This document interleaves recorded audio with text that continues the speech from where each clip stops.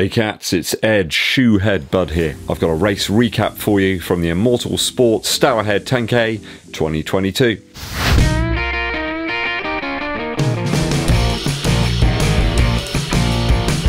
Thanks for tuning in, people. It is always appreciated. If you're enjoying the content and you've yet to do so, hit that subscribe button and also click the bell below for notifications so you're notified. Also helps us out a huge amount at EDDBUD Running Shoe Reviews if you give this video a thumbs up like and also share it with your running buddies. Thanking you. The STOURHEAD 10K is a tough multi-terrain event raced around the beautiful picturesque STOURHEAD estate near Warminster. It's a tough old course, guys. The legs are barking at me a little bit right now. Can you hear them?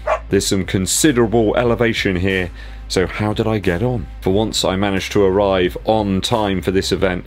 I had lots and lots of time to take in the atmosphere, get ready, prepare myself. I had to grab my race bib and timing chip before the race. I'd signed up only about a week ago and they'd sent the packages out already. But it was dead easy, just got up, picked them up and I was ready to go. Recently they've been utilising timing chips for the shoes, so you've got to chuck one on your shoe rather than have it incorporated into the race bib. The 10K is part of a whole weekend of events at STOURHEAD put on and organised by the awesome RACENATION. We kicked off exactly at 10 AM. Just a little way back from the main arch that you go through at both the start and the end. I knew a fast first mile had to be on the cards if I was going to get anywhere near my target of 44 minutes. Fortunately, the first mile is pretty much all downhill and the field soon evened out a little bit as we progressed along the country roads. I kept it quick at about 6 minutes 30 per mile, knowing that miles 2 and 3 would be vastly more taxing, with that steady elevation over those 2 miles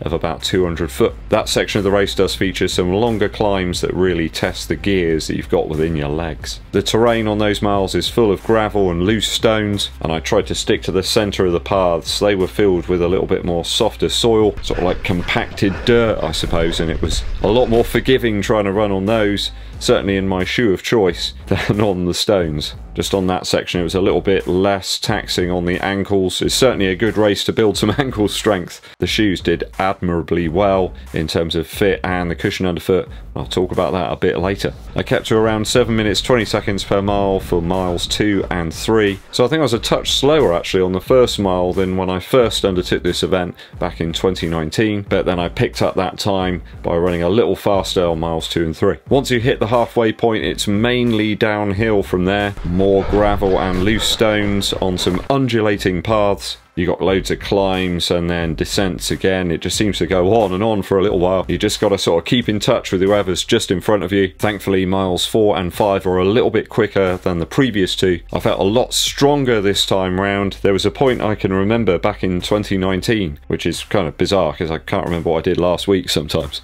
But back in 2019, there was a period where I remember it being really tough. But this time round, I just sort of got my form back together and ploughed on, and it just seemed a little bit easier. Cadence was way higher, as you can see here, an average of 180 versus 171 that I recorded back in 2019. Though mile 6 of this race, guys, is an absolute killer. You finish descending down from the woods, and then you hit some nice even paths, but they don't last long. You've got to go up then and keep climbing. You head back up towards the house itself. There's one part where there's this very steep climb followed by then a more steady climb all the way back to the end. I think I was only marginally quicker on that mile than I was back in 2019. There's a punishing 91 foot of elevation on that last 0.2 of a mile. Really tests the legs again and empties out anything that's left in your tank. I managed to finish the last section of road and the grassy home straight in 44 minutes 26 seconds. So that gets me 20th place, which is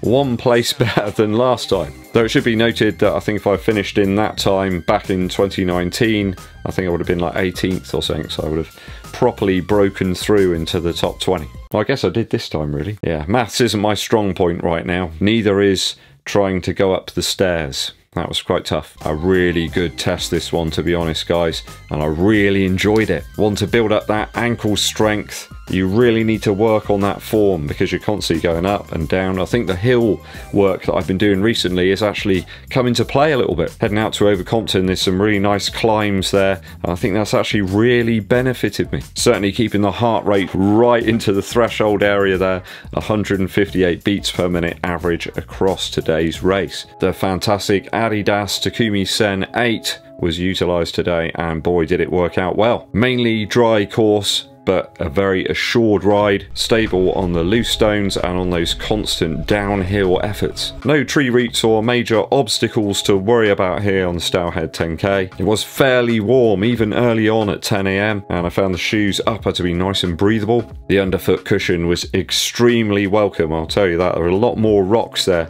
I was saying to Trevor Strelly about this, loads more rocks and stones than I remember from last time. I think the drop of this shoe actually suited those hill climbs, just a much less aggressive heel to toe midsole stack differential. Not too much damage there whatsoever.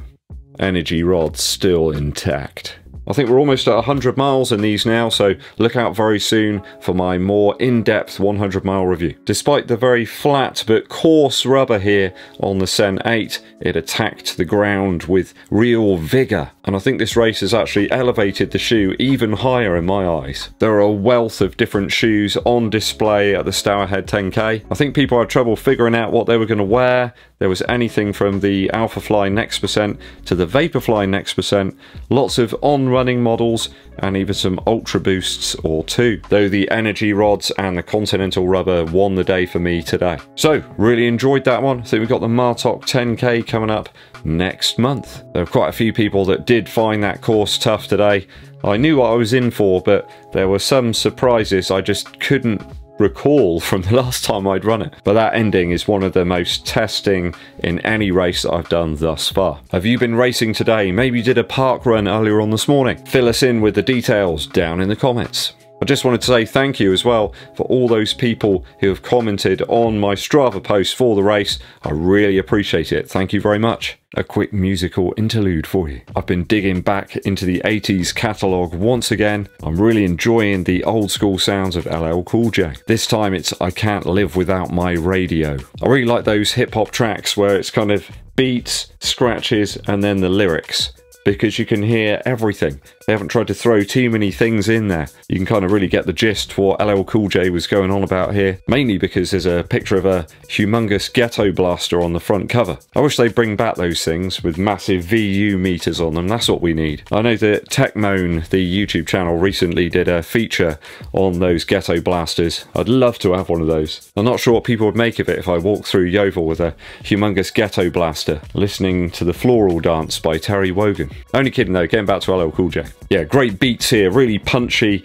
This is when you had kick drums and snare drums that actually didn't really sound all that different. I wonder what the ethos was about those snare drums on some of the 80s drum machines. They sort of sound a little bit like somebody's hitting a bucket and kind of brushing the floor at the same time, with a little hint of a hairspray canister in there. I can't imagine these engineers wearing sort of white coats and everything really thought that that sounded like a snare drum, but either way they pack a real punch. Superb, really well placed scratches here and there just to spice things up, and then some really cool lyrics from LL Cool J. Go and check this one out guys, I Can't Live Without My Radio by LL Cool J. Thanks for tuning in, it's always appreciated. Hit that subscribe button and click the bell below for notifications when I launch the new videos for you. And it really helps if you give this video a thumbs up like, but also share it with your running buddies. My name's EDDBUD, and I'll be seeing you